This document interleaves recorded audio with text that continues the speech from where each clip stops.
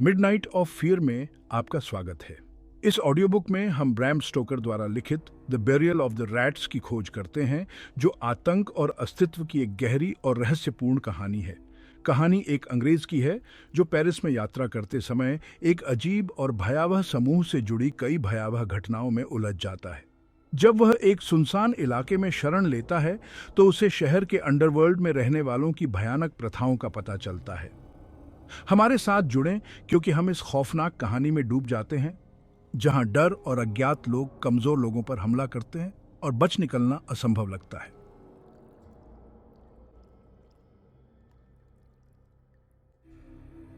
Paris से ऑनरलियंस road से निकलकर एनसेंटे नदी को पार करें और दाईं ओर मुड़ें।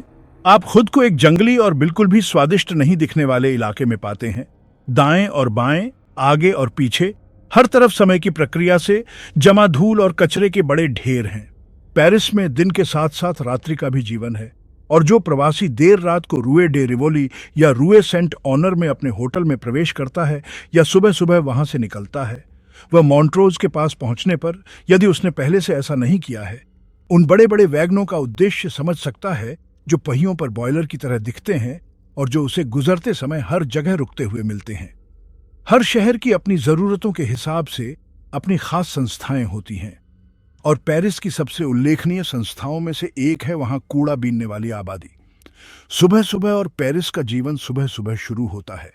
अधिकांश सड़कों पर हर आंगन और गली के सामने और हर कुछ घरों के बीच में खड़े लोगों को देखा जा सकता है। जैसा कि अभी भी कुछ अमेरिकी शहरों में, यहाँ तक कि न्यूयॉर्क के कुछ हिस्सों में भी बड़े लकड़ी के बक्से देखे जा सकते हैं, जिनमें घर के नौकर या किराएदार पिछले दिन की जमी धूल को खाली करते हैं। इन बक्सों के इर्द गिर्द नए, गंदे, भूखे दिखने वाले पुरुष और महिलाएं इकट्ठा होते हैं, और जब काम पूरा हो जाता है तो वे मजदूरी के नए खेतों और चरागाहों में चले जाते हैं, जिनके काम के औजारों में एक मोटा थैला या टोकरी होती है जिसे वे कंधे पर लटकाते हैं, और एक छोटी रेक जिससे वे कूड़ेदानों को पलटते और बारीकी से जांचते हैं। वे अपनी रेक की मदद से जो कुछ भी पाते हैं उसे उठाकर अपनी टोकरियों में डालते हैं, उसी तरह जैसे एक चीनी अपनी चॉपस्टिक का इस्तेमाल करता है। पेरिस केंद्रीकरण का शहर है, और केंद्रीकरण और वर्गीकरण एक दूसरे से बहुत करीब से जुड़े हुए हैं। शुरुआती समय में जब केंद्रीकरण एक तथ्य बन रहा था तो इसका अग्रदूत वर्गीकरण था। सभी चीजें जो समान या अनुरूप हैं एक साथ समूहीकृत हो जाती हैं, और समूहों के समूह से एक संपूर्ण या केंद्रीय बिंदु उभरता है।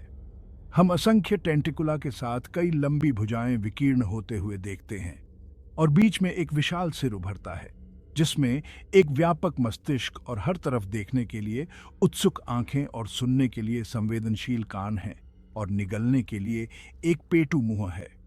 अन्य शहर उन सभी पक्षियों, जानवरों और मछलियों से मिलते जुलते हैं जिनकी भूख और पाचन क्रिया सामान्य है। पेरिस अकेला ऑक्टोपस का सादृश्यात्मक प्रतीक है। केंद्रीकरण का उत्पाद जो बेतुकापन तक ले जाया जाता है, यह शैतान मछली का प्रतिनिधित्व करता है, और पाचन तंत्र की समानता से अधिक समानता किसी भी मामले में अधिक उत्सुक नहीं है। वे बुद्धिमान पर्यटक जो अपनी व्यक्तिगत पहचान श्री कुक या गेज के हाथों में सौंपकर 3 दिन में पेरिस की सैर कर लेते हैं, वे अक्सर यह जानकर हैरान रह जाते हैं कि लंदन में जिस डिनर की कीमत लगभग 6 शिलिंग होती है, उसे पैलेस रॉयल के कैफे में 3 फ्रैंक में कैसे खाया जा सकता है। उन्हें अब और आश्चर्य नहीं होना चाहिए अगर वे वर्गीकरण पर विचार करें जो पेरिस के जीवन की एक सैद्धांतिक विशेषता है, और उस तथ्य को पूरी तरह से अपना लें जिससे शिफोनियर की उत्पत्ति हुई है। 1850 का पेरिस आज के पेरिस जैसा नहीं था, और जो लोग नेपोलियन और बैरन हाउसमैन के पेरिस को देखते हैं वे शायद ही 45 साल पहले की स्थिति का एहसास कर सकें। हालांकि अन्य चीजों के अलावा जो नहीं बदली हैं वे जिले जहां कचरा इकट्ठा किया जाता है। धूल पूरी दुनिया में हर युग में धूल ही है, और धूल के ढेर की पारिवारिक समानता एकदम सही है। इसलिए जो यात्री मॉन्ट्रोज के परिवेश का दौरा करता है वह बिना किसी कठिनाई के वर्ष 1850 में वापस जा सकता है। इस साल मैं पेरिस में लंबे समय तक रहने वाला था। मैं एक युवती से बहुत प्यार करता था जो मेरे प्यार का जवाब तो देती थी, लेकिन अपने माता पिता की इच्छा के आगे इतनी झुक गई थी कि उसने मुझसे वादा किया था कि वह 1 साल तक मुझसे नहीं मिलेगी और न ही मुझसे पत्र व्यवहार करेगी। मुझे भी माता पिता की मंजूरी की एक अस्पष्ट उम्मीद के तहत इन शर्तों को मानने के लिए मजबूर होना पड़ा था। परिवीक्षा अवधि के दौरान मैंने देश से बाहर रहने और 1 साल की समाप्ति तक अपने प्रिय को पत्र न लिखने का वादा किया था। स्वाभाविक रूप से समय मेरे लिए बहुत कठिन था। मेरे परिवार या दोस्तों में से कोई भी मुझे एलिस के बारे में नहीं बता सकता था, और उसके अपने लोगों में से किसी में भी मुझे यह कहते हुए खेद है, इतनी उदारता नहीं थी कि वह मुझे उसके स्वास्थ्य और कल्याण के बारे में कभी कभार सांत्वना के शब्द भी भेज सके। मैंने यूरोप में घूमते हुए 6 महीने बिताए, लेकिन जब मुझे यात्रा में कोई संतोषजनक मनोरंजन नहीं मिला तो मैंने पेरिस आने का फैसला किया, जहां कम से कम मैं लंदन के नजदीक पहुंच सकता था, अगर कोई सौभाग्य मुझे नियत समय से पहले वहां बुला ले। आशा में देरी दिल को बीमार कर देती है। यह मेरे मामले से बेहतर उदाहरण कभी नहीं था, क्योंकि जिस चेहरे से मैं प्यार करता था उसे देखने की निरंतर लालसा के अलावा मेरे साथ हमेशा एक कष्टदायक चिंता भी रहती थी कि कहीं कोई दुर्घटना मुझे एलिस को यह दिखाने से न रोक दे कि मैं परिवीक्षा की लंबी अवधि के दौरान उसके भरोसे और अपने प्यार के प्रति वफादार रहा हूं। इस प्रकार मेरे द्वारा किए गए प्रत्येक साहसिक कार्य में अपना एक अलग आनंद था, क्योंकि यह संभावित परिणामों से भरा था जो सामान्य रूप से सहन किए जाने से कहीं अधिक था। सभी यात्रियों की तरह मैंने भी अपने प्रवास के पहले महीने में सबसे ज्यादा दिलचस्प जगहों को देखा, और दूसरे महीने में मैं मनोरंजन के लिए जहां भी जा सकता था वहां चला गया। बेहतर ज्ञात उपनगरों में कई यात्राएं करने के बाद मुझे एहसास हुआ कि इन आकर्षक बिंदुओं के बीच स्थित सामाजिक जंगल में, जहां तक गाइड बुक का सवाल है, एक अज्ञात क्षेत्र था। तदनुसार मैंने अपने शोध को व्यवस्थित करना शुरू कर दिया और प्रत्येक दिन अपनी खोज की डोर को उसी स्थान पर ले गया जहां मैंने पिछले दिन इसे छोड़ा था। समय के साथ साथ मेरी यात्रा मुझे मॉन्ट्रोज के पास ले गई, और मैंने देखा कि यहीं पर सामाजिक अन्वेषण का अल्टीमा थुल्ले स्थित है। एक ऐसा देश जो व्हाइट नील के स्रोत के आसपास के क्षेत्र जितना ही कम जाना जाता है, और इसलिए मैंने दार्शनिक रूप से शिफोनियर की जांच करने का फैसला किया, उसका निवास स्थान, उसका जीवन और उसके जीवन के साधन। यह काम बहुत ही खराब था, इसे पूरा करना मुश्किल था और इसके लिए उचित इनाम की उम्मीद भी कम थी। हालांकि तर्क के बावजूद हठधर्मिता हावी रही और मैंने अपनी नई जांच में इतनी ऊर्जा के साथ काम शुरू किया कि मैं किसी भी मूल्यवान या योग्य लक्ष्य की ओर ले जाने वाली जांच में अपनी मदद नहीं कर सकता था। एक दिन एक सुहानी दोपहर में सितंबर के अंत में मैं धूल के शहर के पवित्रतम स्थान में प्रवेश कर गया। यह स्थान स्पष्ट रूप से कई शिफोनियरों का जाना माना निवास था, क्योंकि सड़क के पास धूल के ढेरों के निर्माण में किसी प्रकार की व्यवस्था दिखाई दे रही थी। मैं इन ढेरों के बीच से गुजरा, जो व्यवस्थित प्रहरी की तरह खड़े थे और आगे तक घुसने और धूल को उसके अंतिम स्थान तक पहुंचाने के लिए दृढ़ संकल्पित थे। जैसे जैसे मैं आगे बढ़ता गया, मैंने धूल के ढेर के पीछे कुछ आकृतियां देखीं जो इधर उधर उड़ रही थीं। जाहिर तौर पर किसी अजनबी के ऐसे स्थान पर आने पर दिलचस्पी से नजर रख रही थीं। यह इलाका एक छोटे से स्विट्जरलैंड जैसा था, और जैसे जैसे मैं आगे बढ़ता गया, मेरे टेढ़े मेढ़े रास्ते ने मेरे पीछे के रास्ते को बंद कर दिया। कुछ ही देर में मैं एक छोटे से शहर या शिफोनियर समुदाय में पहुंच गया। वहां कई झुग्गियां या झोपड़ियां थीं, जैसी कि एलन की खाड़ी के सुदूर इलाकों में पाई जा सकती हैं। कच्ची दीवारें, मिट्टी से लिपी हुई और अस्तबल के कचरे से बनी कच्ची छप्पर की छतें, ऐसी जगहें जहां कोई किसी भी कीमत पर प्रवेश नहीं करना चाहेगा, और जो पानी के रंग में भी केवल तभी सुंदर दिखाई देगी जब विवेकपूर्ण तरीके से चित्रित की गई हो। इन झोपड़ियों के बीच में सबसे अजीबोगरीब अनुकूलन, मैं आवाज नहीं कह सकता, में से एक था जो मैंने कभी देखा था। एक बहुत बड़ी पुरानी अलमारी, चार्ल्स सेट या हेनरी ड्वे के किसी बॉर्डर के विशाल अवशेष को एक आवास गृह में बदल दिया गया था। दोहरे दरवाजे खुले थे ताकि पूरा घर सार्वजनिक रूप से देखा जा सके। अलमारी के खुले आधे हिस्से में लगभग 4 फीट गुणा 6 का एक आम बैठक कक्ष था, जिसमें कम से कम 6 पुराने सैनिक, जो पहले गणराज्य के थे, एक कोयले की अंगीठी के चारों ओर बैठकर अपने पाइप पीते थे, जिनकी वर्दी फटी हुई और फटी हुई थी। जाहिर है कि वे मोबाइल सुजेट वर्ग के थे। उनकी धुंधली आंखें और शिथिल जबड़े स्पष्ट रूप से एब्सिंथ के प्रति उनके सामान्य प्रेम को दर्शाते थे, और उनकी आंखों में वह थका हुआ, घिसा हुआ भाव था जो शराब पीने के बाद आता है। दूसरी तरफ पुराने समय की तरह खड़ा था। इसकी अलमारियां बरकरार थीं, सिवाय इसके कि उन्हें उनकी आधी गहराई तक काटा गया था, और प्रत्येक शेल्फ में, जिसमें 6 थे, चिथड़ों और पुआल से बना एक बिस्तर था।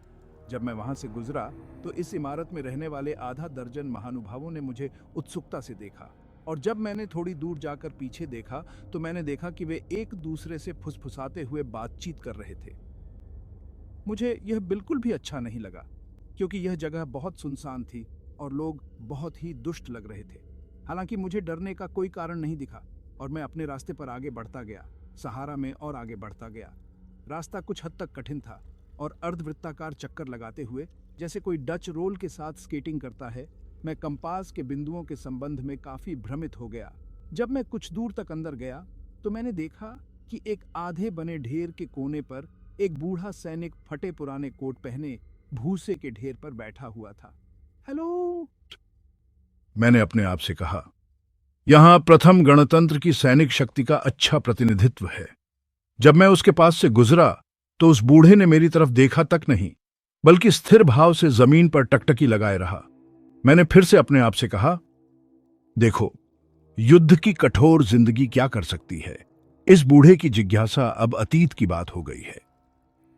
हालांकि जब मैं कुछ कदम आगे बढ़ा तो मैंने अचानक पीछे देखा और पाया कि जिज्ञासा अभी भी खत्म नहीं हुई थी, क्योंकि अनुभवी ने अपना सिर उठाया था और मुझे बहुत ही अजीब भाव से देख रहा था। वह मुझे प्रेस में मौजूद 6 महानुभावों में से एक जैसा लग रहा था। जब उसने मुझे देखते हुए देखा तो उसने अपना सिर नीचे कर लिया और उसके बारे में और कुछ सोचे बिना मैं अपने रास्ते पर चला गया, इस बात से संतुष्ट होकर कि इन पुराने योद्धाओं में एक अजीब समानता थी। कुछ देर बाद मेरी मुलाकात एक और बूढ़े सिपाही से हुई जो इसी तरह से गुजर रहा था। उसने भी मुझे जाते हुए नहीं देखा। इस समय दोपहर ढलने लगी थी और मैं अपने कदम पीछे खींचने के बारे में सोचने लगा।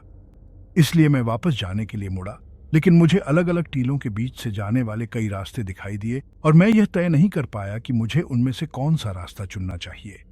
अपनी उलझन में मैं किसी ऐसे व्यक्ति से मिलना चाहता था जिससे रास्ता पूछ सकूं, लेकिन कोई नहीं दिख रहा था। मैंने कुछ टीलों पर आगे जाने का फैसला किया और किसी से मिलने की कोशिश की। कोई अनुभवी व्यक्ति नहीं। मैं अपने उद्देश्य में सफल रहा, क्योंकि कुछ 100 गज आगे जाने के बाद मैंने अपने सामने एक झुग्गी देखी जैसी मैंने पहले भी देखी थी। हालांकि फर्क यह था कि यह रहने के लिए नहीं थी, बल्कि सिर्फ एक छत थी जिसके सामने 3 दीवारें खुली थीं। पड़ोस में जो सबूत मिले उससे मुझे लगा कि यह छंटाई की जगह होगी। इसके अंदर एक बूढ़ी औरत थी जो उम्र के कारण झुर्रीदार और झुकी हुई थी। मैं रास्ता पूछने के लिए उसके पास गया।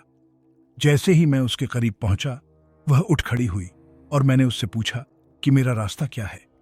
उसने तुरंत बातचीत शुरू कर दी और मुझे लगा कि धूल के साम्राज्य के बिल्कुल बीच में ही पेरिस के कूड़ा चुनने के इतिहास के बारे में जानकारी इकट्ठा करने की जगह है। खास तौर पर इसलिए क्योंकि मैं यह जानकारी एक ऐसे व्यक्ति के मुंह से ले सकता था जो सबसे बुजुर्ग निवासी जैसा दिखता था। मैंने पूछताछ शुरू की और उस बूढ़ी महिला ने मुझे बहुत ही रोचक उत्तर दिए। वह उन सेठियुस में से एक थी जो गिलोटिन के सामने प्रतिदिन बैठती थी और क्रांति में अपनी हिंसा से खुद को चिह्नित करने वाली महिलाओं में सक्रिय रूप से भाग लेती थी। जब हम बात कर रहे थे तो उसने अचानक कहा, लेकिन मिस्टर खड़े खड़े थक गए होंगे, और मुझे बैठने के लिए एक पुराने जर्जर स्टूल पर झाड़ लगाई। कई कारणों से मुझे ऐसा करना शायद ही पसंद था, लेकिन बेचारी बूढ़ी महिला इतनी सभ्य थी कि मैं मना करके उसे चोट पहुंचाने का जोखिम नहीं उठाना चाहता था। और इसके अलावा बैस्टिल पर कब्जा करने वाले व्यक्ति की बातचीत इतनी दिलचस्प थी कि मैं बैठ गया और हमारी बातचीत चलती रही। जब हम बात कर रहे थे तो एक बूढ़ा आदमी झुग्गी के पीछे से दिखाई दिया, जो औरत से भी ज्यादा बूढ़ा और ज्यादा झुका हुआ और झुर्रीदार था। ये पियरे है, उसने कहा।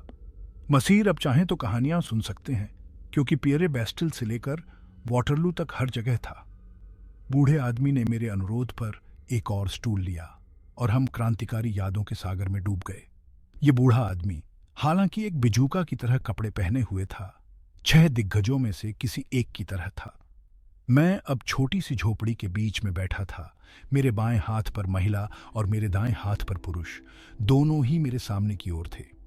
यह जगह लकड़ी की कई तरह की अनोखी वस्तुओं से भरी हुई थी और ऐसी कई चीजें थीं जिनसे मैं दूर रहना चाहता था।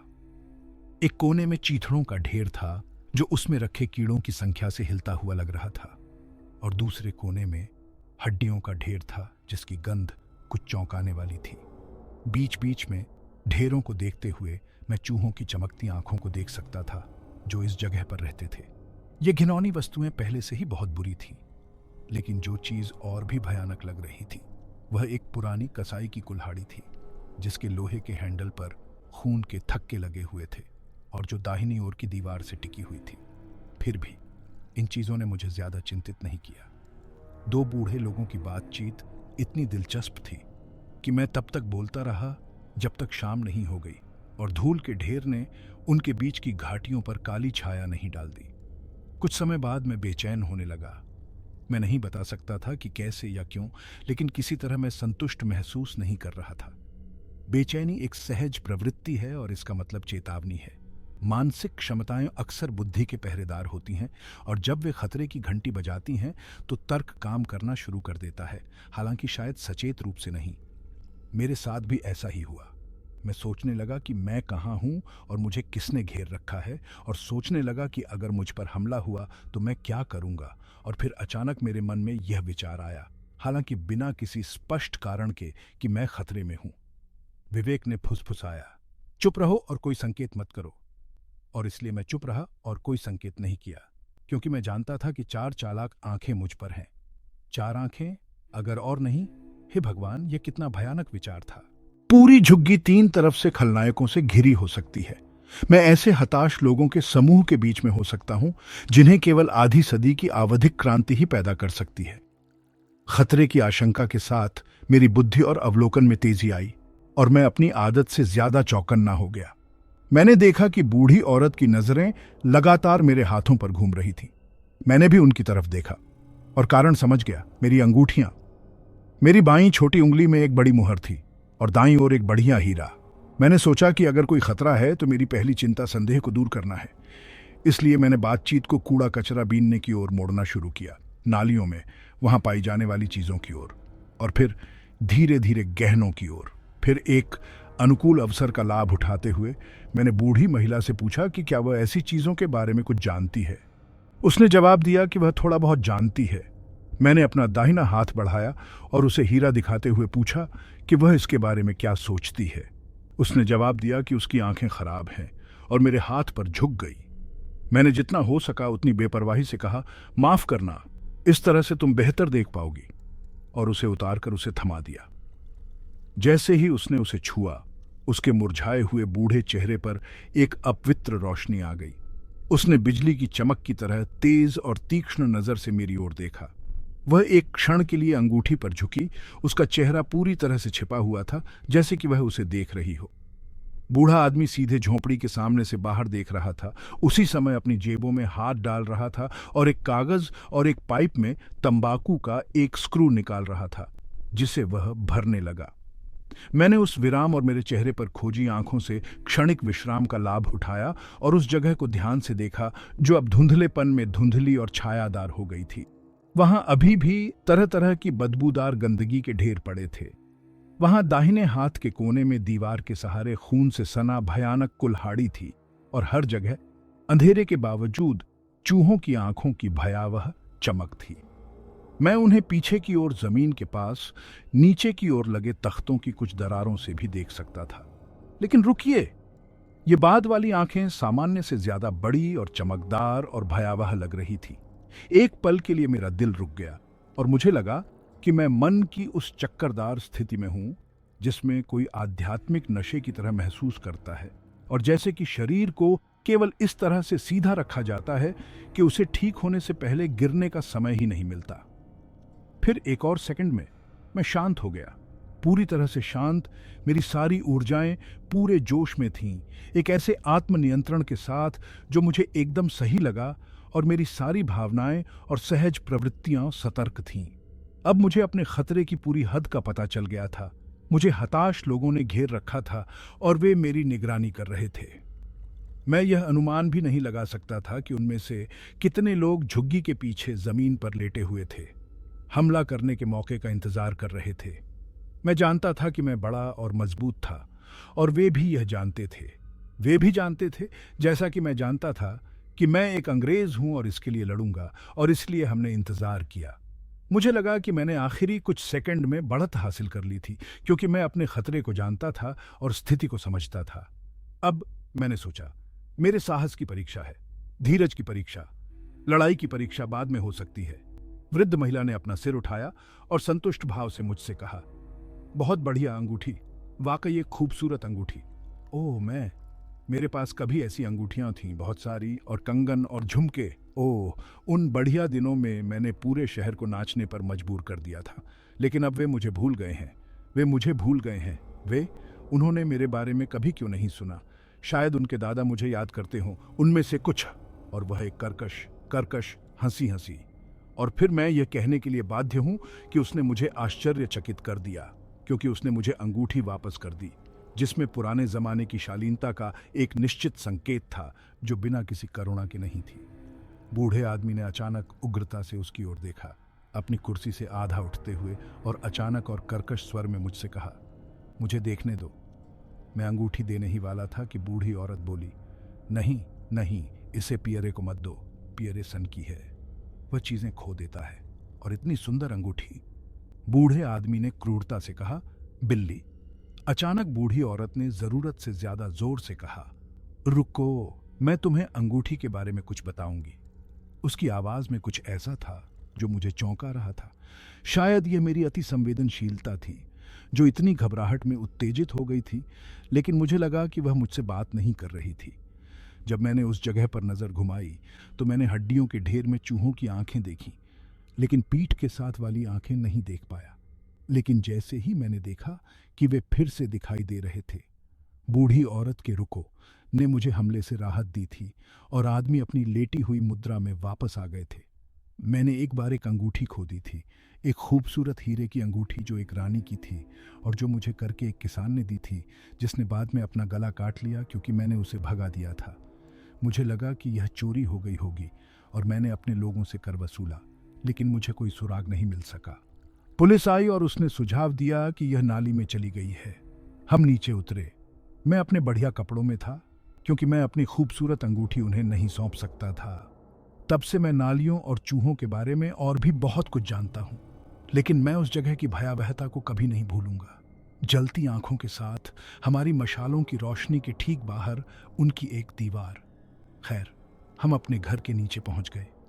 हमने नाली के निकास की तलाशी ली, और वहां गंदगी में मेरी अंगूठी मिली, और हम बाहर आ गए। लेकिन हमारे आने से पहले हमें कुछ और भी मिला।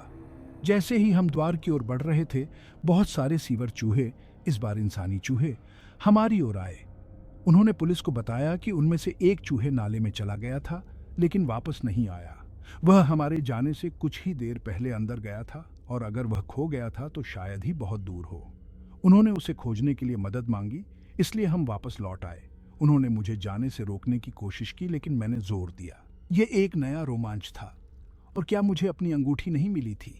हम बहुत दूर नहीं गए थे जब तक कि हमें कुछ नहीं मिला। वहां बहुत कम पानी था, और नाले के तल पर ईंट, कूड़ा और इस तरह की बहुत सी चीजें पड़ी हुई थीं। उसने इसके लिए संघर्ष किया था, तब भी जब उसकी मशाल बुझ गई थी, लेकिन वे उसके लिए बहुत ज्यादा थे। वे वहां बहुत ज्यादा समय तक नहीं रहे थे। हड्डियां अभी भी गर्म थीं, लेकिन उन्हें साफ कर दिया गया था। उन्होंने अपने मरे हुए लोगों को भी खा लिया था, और वहां चूहों की हड्डियां थीं, साथ ही उस आदमी की भी। उन्होंने इसे बहुत ही शांत तरीके से लिया, उन इंसानों ने। और जब उन्होंने अपने साथी को मृत पाया तो उसका मजाक उड़ाया, हालांकि वे उसे जीवित रहने में मदद कर सकते थे। वाह, क्या फर्क पड़ता है, जीवन या मृत्यु? और क्या तुम्हें कोई डर नहीं था? मैंने उससे पूछा। डर? उसने हंसते हुए कहा, मुझे डर है? पियरे से पूछो। लेकिन मैं तब छोटी थी, और जब मैं लालची आंखों की दीवार वाले उस भयानक नाले से गुजरी, जो हमेशा मशालों की रोशनी के घेरे में घूमता रहता था, तो मुझे सहज महसूस नहीं हुआ। हालांकि मैं पुरुषों से पहले आगे बढ़ती रही। यह एक ऐसा तरीका है जो मैंने अपनाया है। मैंने पुरुषों को मुझसे पहले कभी नहीं आने दिया। मुझे बस एक मौका और एक साधन चाहिए, और उन्होंने उसे खा लिया।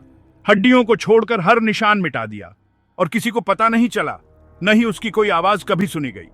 यहां वह सबसे भयानक उल्लास में ठहाके लगाने लगी, जिसे सुनना और देखना हमेशा मेरे नसीब में रहा है। एक महान कवयित्री अपनी नायिका के गायन का वर्णन करती है। ओह, उसका गायन देखना या सुनना शायद ही मुझे पता हो कि कौन सा गाना सबसे दिव्य है, और मैं यही विचार उस बूढ़ी बुढ़िया पर भी लागू कर सकता हूं, देवत्व को छोड़कर सभी में, क्योंकि मैं मुश्किल से बता सकता हूं कि कौन सबसे अधिक नारकीय था। कठोर, दुर्भावनापूर्ण, संतुष्ट, क्रूर हंसी या तिरछी मुस्कान, और मुंह का भयानक चौकोर मुंह एक दुखद मुखौटे की तरह, और आकारहीन मसूड़ों में कुछ फीके दांतों की पीली चमक। उस हंसी में और उस मुस्कुराहट और संतुष्टि के साथ मैं जानता था कि जैसे कि मुझसे गरज के शब्दों में कहा गया हो कि मेरी हत्या तय हो गई है, और हत्यारे केवल इसके पूरा होने का उचित समय का इंतजार कर रहे हैं। मैं उसकी भयानक कहानी की पंक्तियों के बीच उसके साथियों को दिए गए आदेशों को पढ़ सकता था। रुको, वह कह रही थी, अपना समय बिताओ, मैं पहला वार करूंगी। मेरे लिए हथियार ढूंढो और मैं अवसर का लाभ उठाऊंगी। वह भाग नहीं पाएगा, उसे चुप कराओ, और फिर कोई भी समझदार नहीं होगा। कोई चीख पुकार नहीं होगी और चूहे अपना काम कर देंगे। अंधेरा और गहरा होता जा रहा था। रात होने वाली थी। मैंने झुग्गी के चारों ओर नजर घुमाई। सब कुछ वैसा ही था। कोने में खून से सनी कुल्हाड़ी, गंदगी के ढेर और हड्डियों के ढेर, और फर्श की दरारों पर आंखें। पियरे अभी भी पाइप भर रहा था। अब उसने एक लाइट जलाई और कश लगाने लगा। बूढ़ी औरत ने कहा, प्यारे दिल, कितना अंधेरा है। पियरे, एक अच्छे लड़के की तरह दिया जलाओ। पियरे उठा और अपने हाथ में जलती हुई माचिस लेकर झुग्गी के प्रवेश द्वार के एक तरफ लटके हुए एक दीपक की बत्ती को छुआ, जिसमें एक परावर्तक था जो प्रकाश को पूरे स्थान पर फैला रहा था। जाहिर है कि यह वही था जिसका उपयोग रात में उनके छांटने के लिए किया जाता था। ऐसा नहीं बेवकूफ, ऐसा नहीं, लालटेन, उसने उसे पुकारा। उसने तुरंत उसे बुझा दिया और कहा, ठीक है माँ, मैं उसे ढूंढ लूंगा, और वह कमरे के बाएं कोने में भागा। बूढ़ी औरत अंधेरे में कह रही थी, लालटेन, लालटेन, ओह, यही रोशनी हम गरीब लोगों के लिए सबसे उपयोगी है। लालटेन क्रांति की दोस्त थी, यह शिफोनियर की दोस्त है। जब सब कुछ विफल हो जाता है तो यह हमारी मदद करती है। उसने अभी यह शब्द कहा ही था कि पूरे घर में चरमराहट की आवाज आई और कोई चीज लगातार छत पर खींची चली आ रही थी। फिर से मुझे ऐसा लगा कि मैं उसकी बातों के अर्थ समझ गया हूं। मुझे लालटेन का सबक पता था। अगर हम असफल हो जाएं तो तुम में से कोई एक फंदा लेकर छत पर चढ़ जाए, और जब वह बेहोश हो जाए तो उसका गला घोंट दे। जैसे ही मैंने दरवाजे से बाहर देखा, मुझे एक रस्सी का फंदा दिखाई दिया जो काले रंग में आसमान की ओर दिखाई दे रहा था। अब मैं वाकई हैरान था। पियरे को लालटेन ढूंढने में ज्यादा समय नहीं लगा। मैंने अंधेरे में अपनी आंखें बुढ़िया पर टिकाए रखीं। पियरे ने अपनी लाइट जलाई, और उसकी चमक से मैंने देखा कि बुढ़िया ने अपने बगल में जमीन से एक लंबा नुकीला चाकू या खंजर उठाया, जहां वह रहस्यमयी ढंग से दिखाई दिया था, और फिर उसने अपने गाउन की तहों में एक लंबा नुकीला चाकू या खंजर छिपा लिया। यह कसाई के लोहे की धार की तरह लग रहा था, जिसे बहुत ही तीखे सिरे पर लगाया गया था। लालटेन जला दी गई। इसे यहां लाओ पियरे, उसने कहा। इसे दरवाजे पर ऐसी जगह रखो जहां हम इसे देख सकें। देखो यह कितना बढ़िया है। यह हमें अंधेरे से दूर रखता है। यह बिल्कुल सही है, उसके और उसके उद्देश्यों के लिए बिल्कुल सही। इसने अपनी सारी रोशनी मेरे चेहरे पर डाली, जिससे पियरे और उस महिला के चेहरे पर उदासी छा गई जो मेरे दोनों तरफ बाहर बैठी थी। मुझे लगा कि कार्रवाई का समय निकट आ रहा है, लेकिन मैं पहले से ही जानता था कि पहला संकेत और हरकत महिला की ओर से आएगी, इसलिए मैंने उस पर नजर रखी। मैं पूरी तरह निहत्था था, लेकिन मैंने तय कर लिया था कि मुझे क्या करना है। पहली हरकत में मैं दाहिने कोने में कसाई की कुल्हाड़ी को पकड़ लूंगा और बाहर निकलने के लिए संघर्ष करूंगा। कम से कम मैं मुश्किल से मरूंगा। मैंने उसकी सही जगह का पता लगाने के लिए एक नज़र इधर उधर घुमाई, ताकि मैं पहली कोशिश में ही उसे पकड़ने में विफल न हो जाऊं, क्योंकि तब अगर कभी समय और सटीकता कीमती होगी। हे भगवान, यह सब खत्म हो गया। स्थिति की सारी भयावहता मुझ पर टूट पड़ी। लेकिन सबसे कड़वा विचार यह था कि अगर इस भयानक स्थिति का मुद्दा मेरे खिलाफ हो तो एलिस को निश्चित रूप से पीड़ा होगी। या तो वह मुझ पर झूठा विश्वास करेगी, और कोई भी प्रेमी या कोई भी जो कभी प्रेमी रहा हो इस विचार की कड़वाहट की कल्पना कर सकता है, या फिर वह मेरे और दुनिया से दूर हो जाने के बाद भी लंबे समय तक प्यार करती रहेगी, ताकि उसका जीवन टूट जाए और कटु हो जाए, निराशा और हताशा से बिखर जाए। दर्द की तीव्रता ने मुझे हिम्मत दी और मुझे षड्यंत्रकारियों की भयानक जांच को सहन करने के लिए प्रेरित किया। मुझे लगता है कि मैंने खुद को धोखा नहीं दिया। बूढ़ी औरत मुझे बिल्ली की तरह देख रही थी। उसने अपना दाहिना हाथ अपने गाउन की तहों में छिपा रखा था और मुझे पता था कि वह लंबा क्रूर दिखने वाला खंजर थामे हुए थी। मुझे लगा कि अगर उसने मेरे चेहरे पर कोई निराशा देखी होती तो वह समझ जाती कि वह क्षण आ गया है और वह एक बाघिन की तरह मुझ पर झपट पड़ती, मुझे बिना तैयारी के ही पकड़ लेती। मैंने रात में बाहर देखा और वहां मुझे खतरे का एक नया कारण दिखाई दिया। झोपड़ी के सामने और आसपास थोड़ी दूरी पर कुछ छायादार आकृतियां थीं। वे बिल्कुल शांत थीं, लेकिन मैं जानता था कि वे सभी सतर्क और चौकन्ने थे। अब उस दिशा में मेरे लिए बहुत कम संभावना थी। मैंने फिर से उस जगह पर नजर डाली। बहुत उत्तेजना और बहुत खतरे के क्षणों में जो उत्तेजना है, दिमाग बहुत तेजी से काम करता है और दिमाग पर निर्भर रहने वाली क्षमताओं की तीक्ष्णता उसी अनुपात में बढ़ती है। अब मुझे यह महसूस हुआ। एक पल में मैंने पूरी स्थिति को समझ लिया। मैंने देखा कि कुल्हाड़ी सड़े हुए तख्तों में से एक में बने एक छोटे से छेद से निकाली गई थी। वे कितने सड़े हुए होंगे कि बिना किसी आवाज के ऐसा काम किया जा सकता है। झोपड़ी एक नियमित हत्या का जाल थी और चारों ओर पहरा था। छत पर एक गैरोटर मुझे अपनी फांसी से फंसाने के लिए तैयार बैठा था अगर मैं बूढ़ी डायन के खंजर से बच गया। सामने रास्ते पर मुझे नहीं पता कि कितने पहरेदार पहरा दे रहे थे और पीछे हताश आदमियों की एक कतार थी। मैंने देखा था कि जब मैंने आखिरी बार देखा था तब भी फर्श के तख्तों की दरार से उनकी आंखें अभी भी खुली हुई थीं। वे झुके हुए सिग्नल के खड़े होने का इंतजार कर रहे थे। अगर यह कभी होना था तो अब हो गया। मैं जितना हो सका बेपरवाही से अपने स्टूल पर थोड़ा सा मुड़ा ताकि मेरा दाहिना पैर मेरे नीचे आ जाए। फिर अचानक छलांग लगाते हुए, अपना सिर घुमाते हुए, उसे अपने हाथों से बचाते हुए और पुराने शूरवीरों की लड़ाकू प्रवृत्ति के साथ मैंने अपनी महिला का नाम लिया और खुद को झोपड़ी की पिछली दीवार से टकराया। वे लोग चौकन्ने थे, लेकिन मेरी हरकत से पियरे और बूढ़ी औरत दोनों हैरान हो गए। जैसे ही मैं सड़ी हुई लकड़ियों से टकराया, मैंने बूढ़ी औरत को बाघ की तरह उछलते हुए देखा और उसके गुस्से से भरी धीमी सांस सुनी। मेरे पैर किसी हिलती हुई चीज पर पड़े और जैसे ही मैं दूर कूदा, मुझे पता चला कि मैंने झोपड़ी के बाहर मुंह के बल लेटे हुए लोगों की कतार में से एक की पीठ पर पैर रख दिया है। मैं कीलों और छर्रे से घायल हो गया था, लेकिन मुझे कोई चोट नहीं आई। मैं बेदम होकर अपने सामने टीले पर चढ़ा और जाते जाते झोंपड़ी के ढहने की धीमी आवाज सुनी। ये चढ़ाई एक दूह स्वप्न जैसी थी। टीला हालांकि बहुत कम था, लेकिन बहुत खड़ी थी और मेरे हर कदम के साथ धूल और राख का ढेर मेरे साथ नीचे गिरता गया और मेरे पैरों के नीचे से निकल गया। धूल उड़ती रही और मेरा दम घोंटती रही।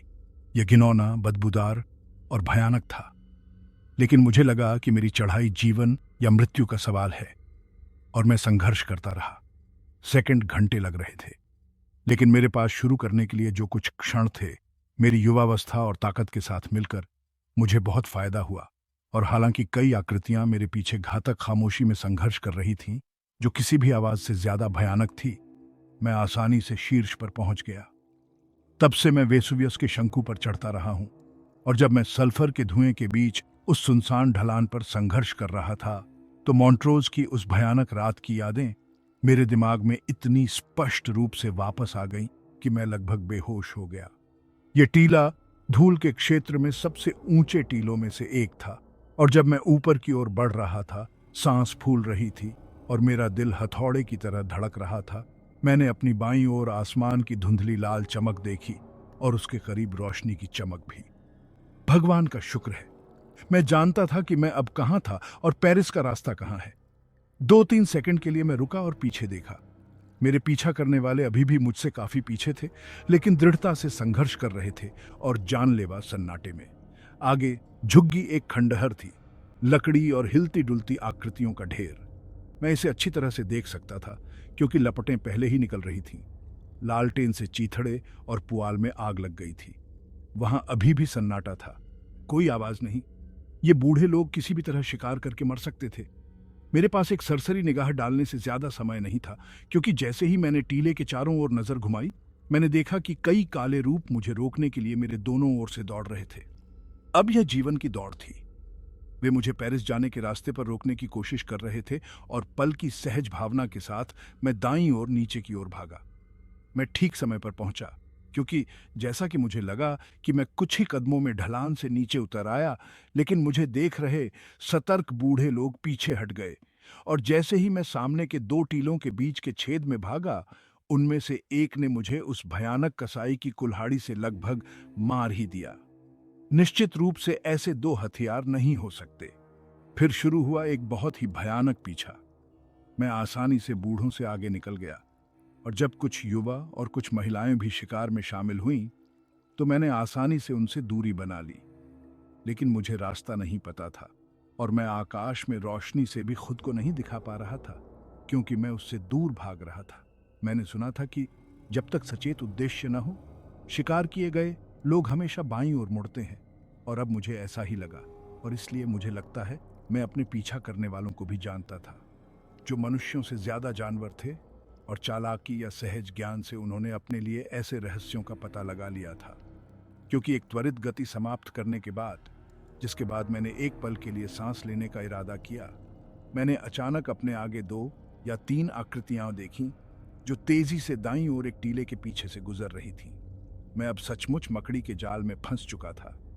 लेकिन इस नए खतरे के विचार के साथ ही शिकार का संसाधन भी मेरे सामने आ गया, और इसलिए मैं दाईं ओर अगले मोड़ पर तेजी से आगे बढ़ा। मैं इस दिशा में कुछ 100 गज तक चलता रहा, और फिर से बाईं ओर मुड़ा।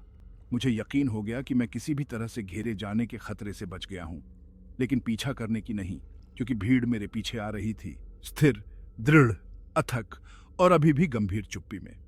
अधिक अंधेरे में टीले अब पहले से कुछ छोटे लग रहे थे, हालांकि रात ढलने के कारण वे अनुपात में बड़े लग रहे थे। मैं अब अपने पीछा करने वालों से काफी आगे था, इसलिए मैंने सामने के टीले पर छलांग लगाई। ओह, आनंद की बात! मैं धूल के ढेरों की इस नरक के किनारे के करीब था। मेरे पीछे दूर आसमान में पेरिस की लाल रोशनी थी, और पीछे मोंटमार्टे की ऊंची ऊंची ऊंचाइयां उठ रही थीं, एक मंद रोशनी जिसमें जगह जगह सितारों की तरह चमकीले बिंदु थे। एक पल में ताकत वापस पाकर मैं घटते आकार के कुछ बचे हुए टीलों पर दौड़ा और खुद को आगे की समतल जमीन पर पाया। फिर भी संभावनाएं आकर्षक नहीं थीं। मेरे सामने सब कुछ अंधेरा और उदास था, और मैं स्पष्ट रूप से उन नम निचले इलाकों में से एक पर आ गया था, जो बड़े शहरों के आसपास यहां वहां पाए जाते हैं।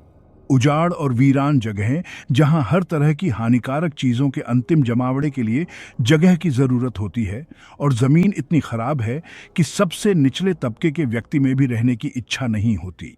शाम के अंधेरे की अभ्यस्त आंखों के साथ, और अब उन भयानक धूल के ढेरों की छाया से दूर, मैं थोड़ी देर पहले की तुलना में बहुत आसानी से देख सकता था।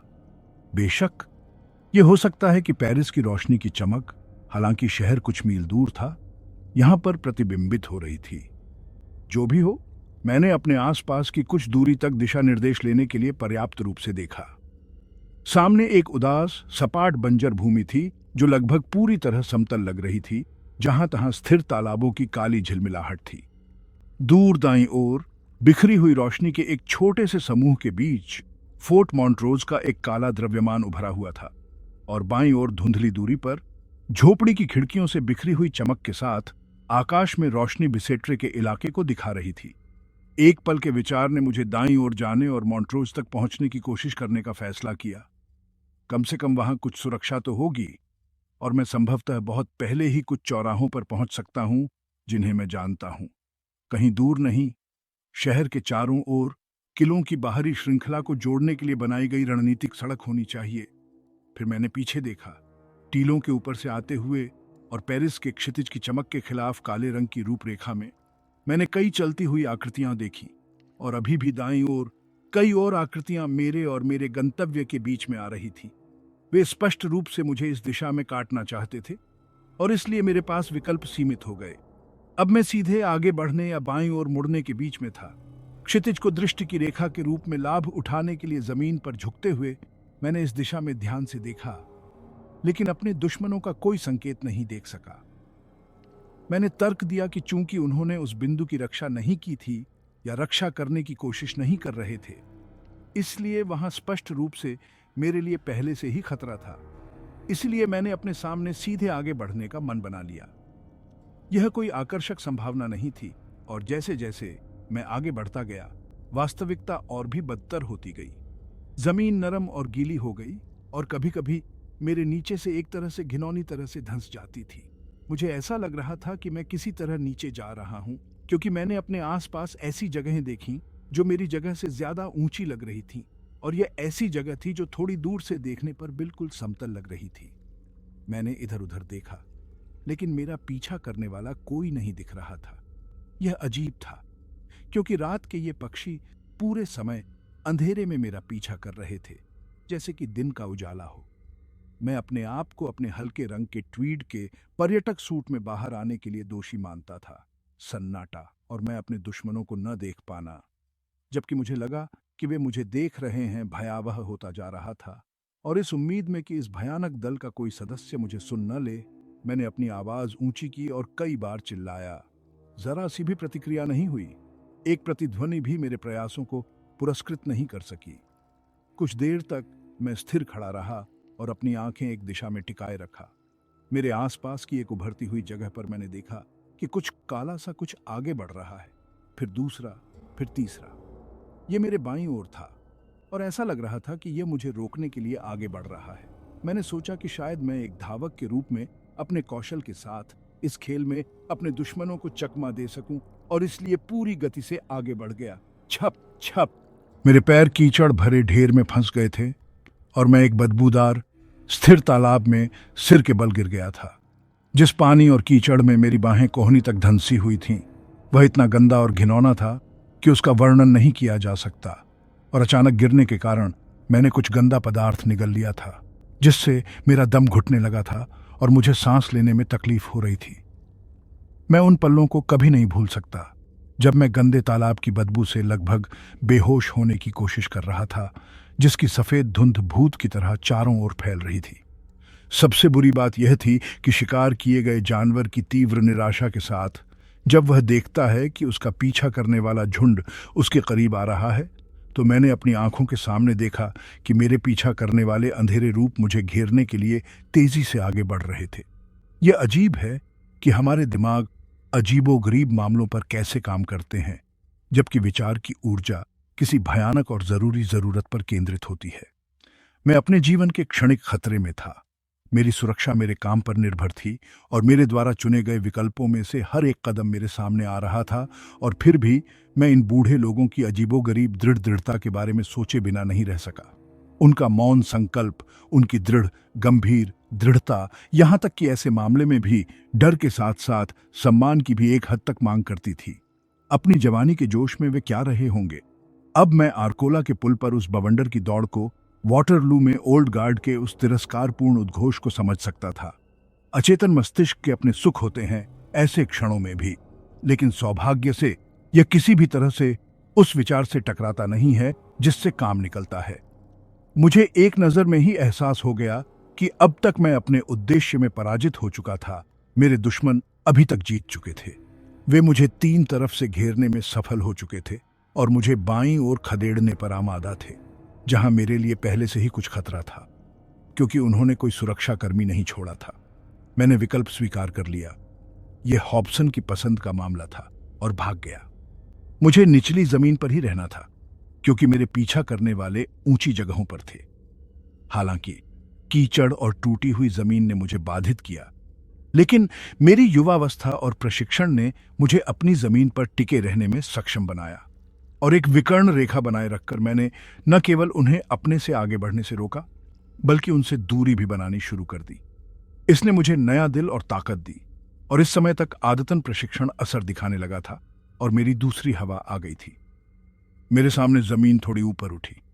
मैं ढलान पर चढ़ा और मेरे सामने पानी से भरा, कीचड़ भरा इलाका पाया, जिसके आगे एक छोटा सा बांध या किनारा काला और भयावह दिख रहा था।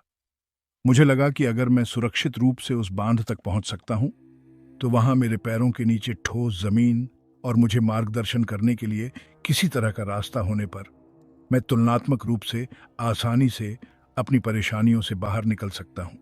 दाएं और बाएं देखने के बाद और आसपास कोई नहीं देखकर मैंने कुछ मिनटों के लिए अपनी आंखों को अपने पैरों की सहायता करने के लिए उनके उचित काम पर रखा, जब तक कि मैं दलदल को पार नहीं कर गया। यह कठिन कठिन काम था, लेकिन इसमें कोई खतरा नहीं था, केवल परिश्रम था। और कुछ ही समय में मैं बांध तक पहुंच गया। मैं खुशी से ढलान पर चढ़ गया, लेकिन यहां फिर से मुझे एक नया झटका लगा। मेरे दोनों ओर कई लोग झुके हुए खड़े थे। दाएं और बाएं से वे मुझ पर झपटे। प्रत्येक व्यक्ति के हाथ में एक रस्सी थी। घेरा लगभग पूरा हो चुका था। मैं किसी भी तरफ से नहीं जा सकता था और अंत निकट था। मेरे पास सिर्फ एक ही मौका था और मैंने उसे भुनाया। मैं खुद को बांध के पार ले गया और दुश्मनों के चंगुल से बचकर नदी में कूद गया। किसी और समय मैं उस पानी को गंदा और गंदा समझता, लेकिन अब वह प्यास से तड़पते यात्री के लिए सबसे क्रिस्टल जलधारा की तरह स्वागत योग्य था। यह सुरक्षा का राजमार्ग था। मेरे पीछा करने वाले मेरे पीछे दौड़े। अगर उनमें से सिर्फ एक ने रस्सी पकड़ी होती तो मैं पूरी तरह से फंस सकता था, क्योंकि मेरे तैरने से पहले ही वह मुझे उलझा सकता था। लेकिन रस्सी को पकड़े हुए कई हाथों ने उन्हें शर्मिंदा किया और उन्हें रोक दिया। और जब रस्सी पानी से टकराई तो मैंने छपाक की आवाज अपने पीछे सुनी। कुछ मिनटों की कड़ी तैराकी के बाद मैं धारा के पार पहुंच गया। डूबने से तरोताजा और बच निकलने से उत्साहित होकर मैं तुलनात्मक रूप से उत्साहपूर्ण ढंग से बांध पर चढ़ गया। ऊपर से मैंने पीछे देखा। अंधेरे में मैंने अपने हमलावरों को बांध के साथ साथ इधर उधर बिखरते देखा। जाहिर है कि पीछा खत्म नहीं हुआ था और फिर से मुझे अपना रास्ता चुनना था। जिस बांध पर मैं खड़ा था उसके पार एक जंगली दलदली जगह थी जो उस जगह से बहुत मिलती जुलती थी जिसे मैंने पार किया था। मैंने ऐसी जगह से दूर रहने का फैसला किया और एक पल के लिए सोचा कि मैं बांध के ऊपर जाऊंगा या नीचे। मुझे लगा कि मैंने एक आवाज सुनी है, पतवारों की दबी हुई आवाज। इसलिए मैंने सुना और फिर चिल्लाया। कोई प्रतिक्रिया नहीं हुई, लेकिन आवाज बंद हो गई। मेरे दुश्मनों के पास स्पष्ट रूप से किसी तरह की नाव थी। चूंकि वे मेरे ऊपर की तरफ थे, इसलिए मैंने नीचे का रास्ता लिया और भागना शुरू कर दिया। जब मैं पानी में प्रवेश करने के स्थान के बाईं ओर से गुजरा तो मैंने कई छपाकों की आवाज सुनी, नरम और चुपके से, जैसे कि चूहे की आवाज जब वह धारा में कूदता है, लेकिन बहुत ज्यादा। और जब मैंने देखा तो मैंने देखा कि पानी की काली चमक कई आगे बढ़ते सिरों की लहरों से टूट गई थी। मेरे कुछ दुश्मन धारा में तैर भी रहे थे और अब मेरे पीछे नदी के ऊपर चप्पुओं की तेज खड़खड़ाहट और चरमराहट से सन्नाटा टूट गया। मेरे दुश्मन मेरा पीछा कर रहे थे। मैंने अपना सबसे अच्छा पैर आगे रखा और भागता रहा। कुछ मिनटों के विराम के बाद मैंने पीछे देखा और फटे पुराने बादलों के बीच से प्रकाश की एक किरण में मैंने देखा कि कई काले आकार मेरे पीछे किनारे पर चढ़ रहे हैं। हवा अब तेज होने लगी थी और मेरे बगल का पानी उफन रहा था और किनारे पर छोटी छोटी लहरों में टूटना शुरू हो गया था। मुझे अपनी आंखें मेरे सामने की जमीन पर अच्छी तरह से टिकाए रखनी थी, कहीं मैं ठोकर न खा जाऊं, क्योंकि मैं जानता था कि ठोकर खाना मौत है। कुछ मिनटों के बाद मैंने अपने पीछे देखा। बांध पर केवल कुछ काले आकार थे, लेकिन बंजर दलदली जमीन को पार करते हुए और भी बहुत से थे।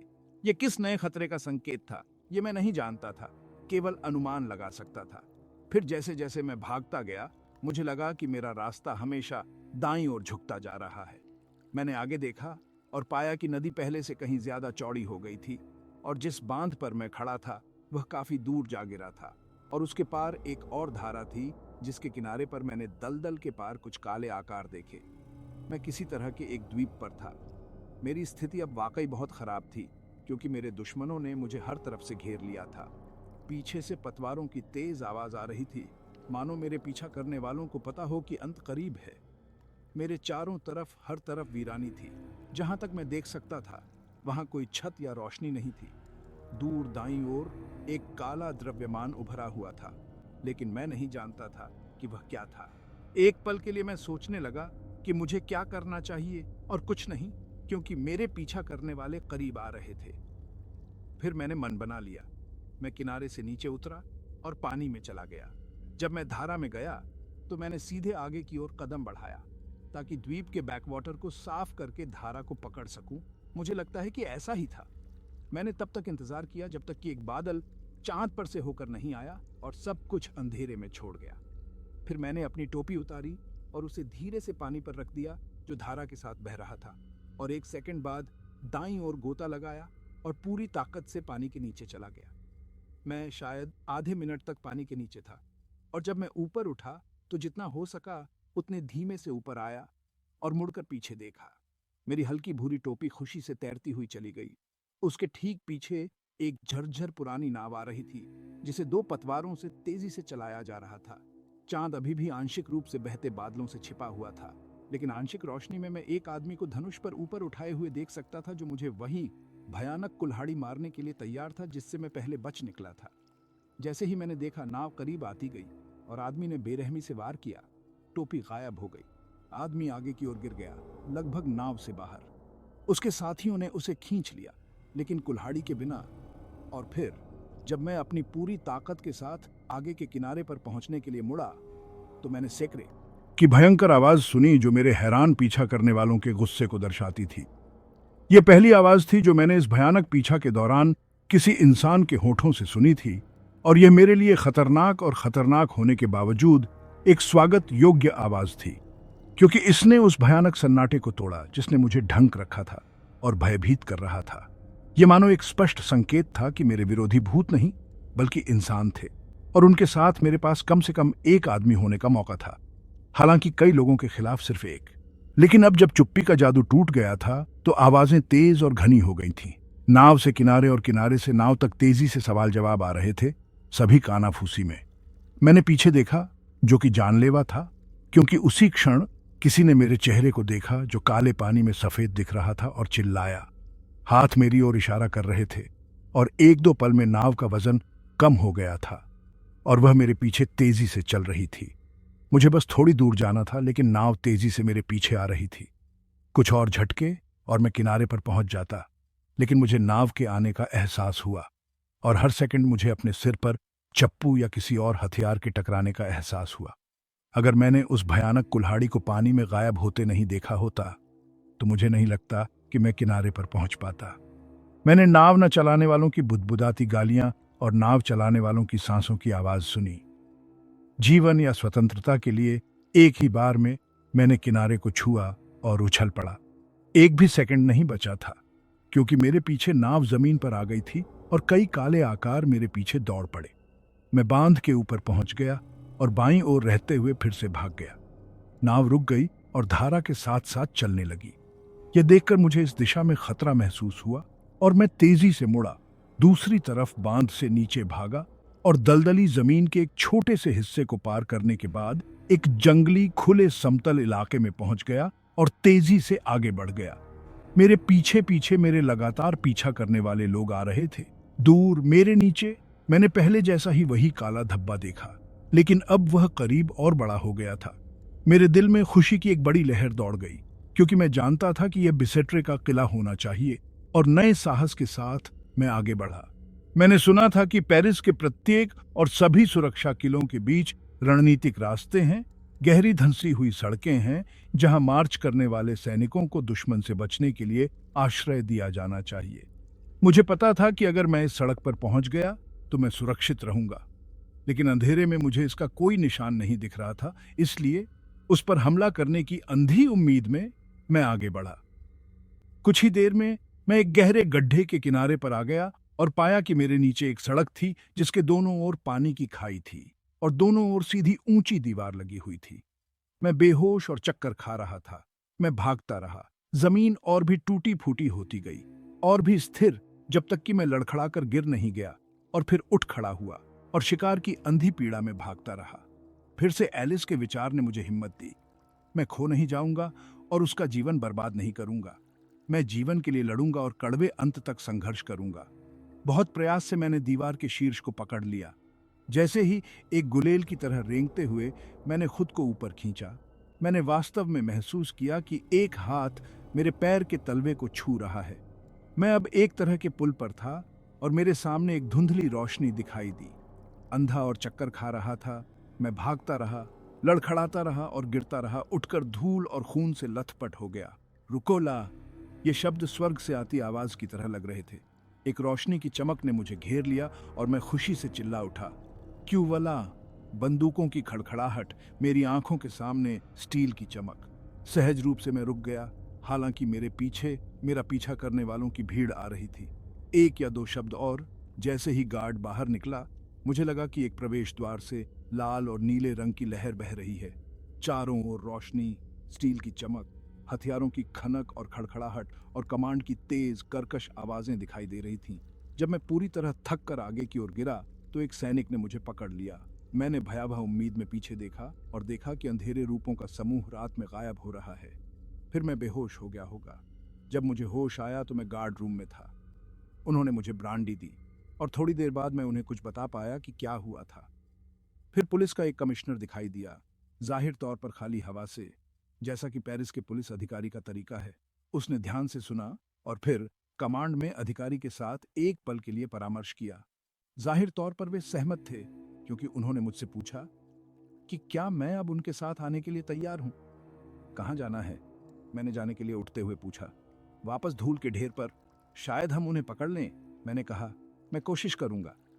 उसने एक क्षण तक मेरी ओर गौर से देखा और अचानक कहा, क्या आप थोड़ी देर या कल तक इंतजार करना चाहेंगे, युवा अंग्रेज?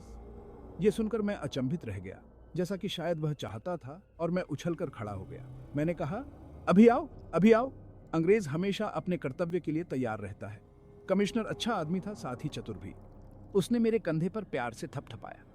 बहादुर गार्सन, उसने कहा, मुझे माफ कर दो, लेकिन मैं जानता था कि तुम्हें सबसे ज्यादा क्या फायदा होगा। गार्ड तैयार है, आओ। और इस तरह गार्ड रूम से होते हुए और एक लंबे गुंबददार मार्ग से होते हुए हम रात में बाहर निकल गए। आगे के कुछ लोगों के पास शक्तिशाली लालटेन थे। आंगनों और ढलान वाले रास्ते से होते हुए हम एक कम मेहराब से होते हुए एक धंसी हुई सड़क पर पहुंचे, वही जिसे मैंने अपनी उड़ान में देखा था। डबल पर पहुंचने का आदेश दिया गया और एक तेज उछलते हुए कदम, आधे भागते आधे चलते हुए सैनिक तेजी से आगे बढ़े। मुझे लगा कि मेरी ताकत फिर से बढ़ गई है। शिकारी और शिकार के बीच यही अंतर है।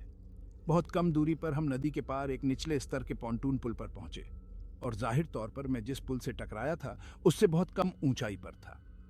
जाहिर तौर पर इसे नुकसान पहुंचाने के लिए कुछ प्रयास किए गए थे, क्योंकि रस्सियां कट गई थी और एक जंजीर टूट गई थी।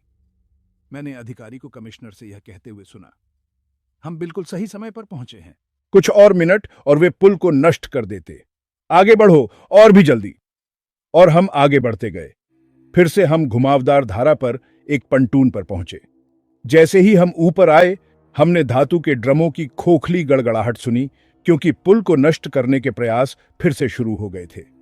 एक आदेश दिया गया और कई लोगों ने अपनी राइफलें उठाईं। आग! एक गोलाबारी हुई, एक दबी हुई चीख सुनाई दी और काले आकार तितर बितर हो गए। लेकिन बुराई हो चुकी थी और हमने देखा कि पंटून का दूर का छोर धारा में झूल गया। यह एक गंभीर देरी थी और रस्सियों को फिर से जोड़ने और पुल को पर्याप्त रूप से बहाल करने में हमें लगभग 1 घंटा लग गया, ताकि हम पार कर सके।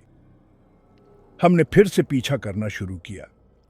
हम तेजी से धूल के ढेर की ओर बढ़े। कुछ समय बाद हम एक ऐसी जगह पर पहुंचे जिसे मैं जानता था। वहां आग के अवशेष थे। कुछ सुलगती हुई लकड़ियां अभी भी लाल चमक बिखेर रही थीं, लेकिन राख का बड़ा हिस्सा ठंडा था।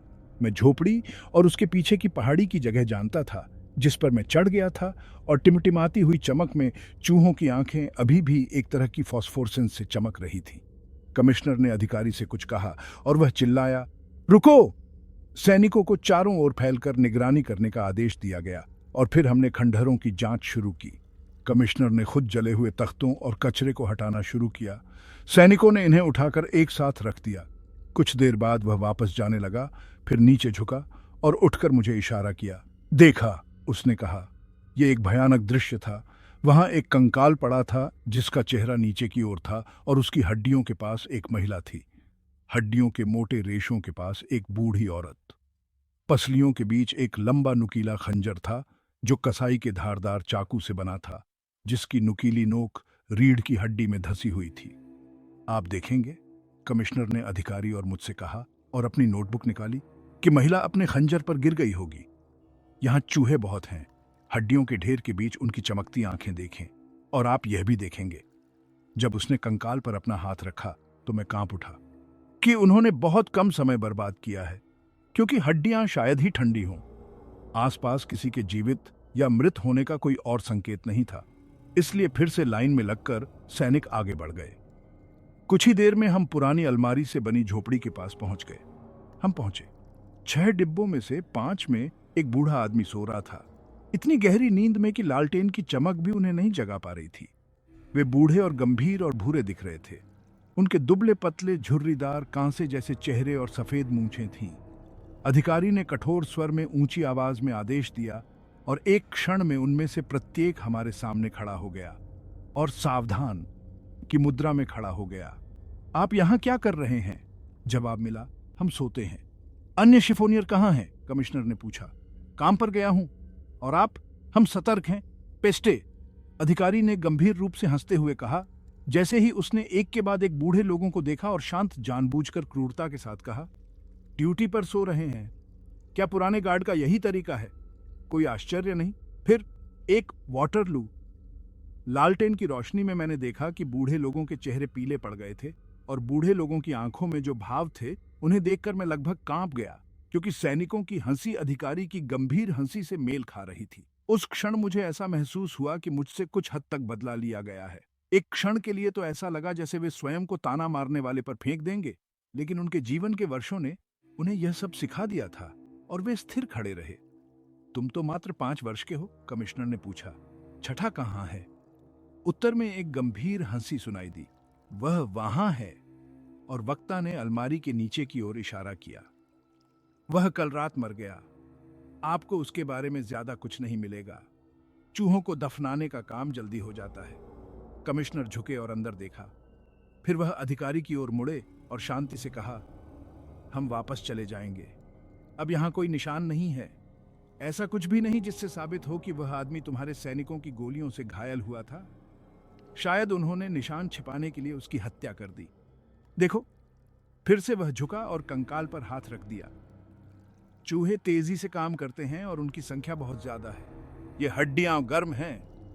मैं कांप उठा और मेरे आसपास के कई लोग भी कांप उठे। आगे बढ़ो, अधिकारी ने कहा। और इस प्रकार आगे बढ़ते हुए, लालटेनों को आगे झुलाते हुए और हथकड़ी पहने दिग्गजों को बीच में रखते हुए, हम लगातार कदमों से धूल के ढेर से बाहर निकले और पीछे की ओर बिसेट्रे के किले की ओर मुड़ गए। मेरा परिवीक्षा का वर्ष बहुत पहले ही समाप्त हो चुका है और एलिस मेरी पत्नी है। लेकिन जब मैं उस कठिन 12 महीने को याद करता हूं, तो सबसे ज्वलंत घटनाओं में से एक जो मुझे याद आती है, वह धूल के शहर की मेरी यात्रा से जुड़ी है।